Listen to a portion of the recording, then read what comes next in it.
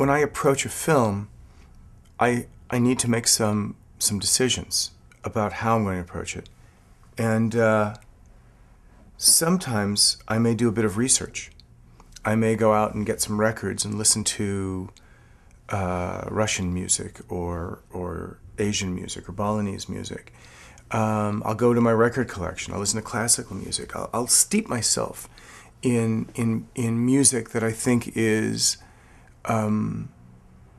significant to what could exist within the score in some way, even if it's in some tiny way. Maybe listening to percussion instruments from China or something like that. And so usually I know some vague sense of the direction with the director before I've done anything. A composer never starts from scratch.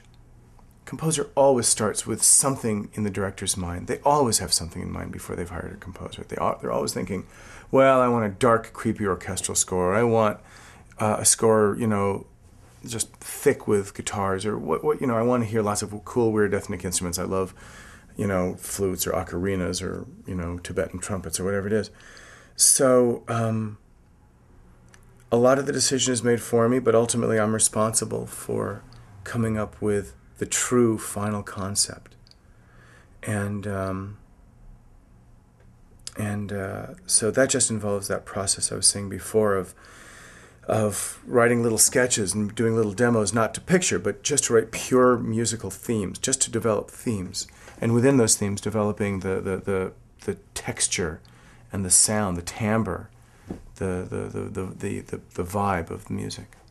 You approach the discipline of film music realizing that every film score ever written was written under a deadline, where every Academy Award for music has been won by somebody who was under a strict deadline. It may have been a more intelligent deadline than some, because sometimes it's absolutely insane and you have to write, an hour of music in 2 weeks or less. But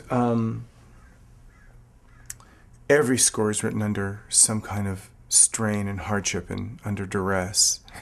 So, you don't get to, first of all, you don't get to make any excuses, you don't get to say, well, I wish I had more time. Well, everybody wishes they had more time. You maybe wish you had a bigger budget. Well, everybody wishes they had a bigger budget. In theory, your creativity should be non-compromised by any logistic, practical issue.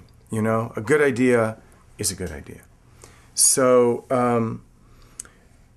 as a composer, I'm responsible for a lot of logistics, because it's not just about writing all the little notes. It's about writing it, recording it, arranging to get it copied and scores and parts put in front of the musicians, hiring of soloists, singers, mixing, final editorial, and delivery.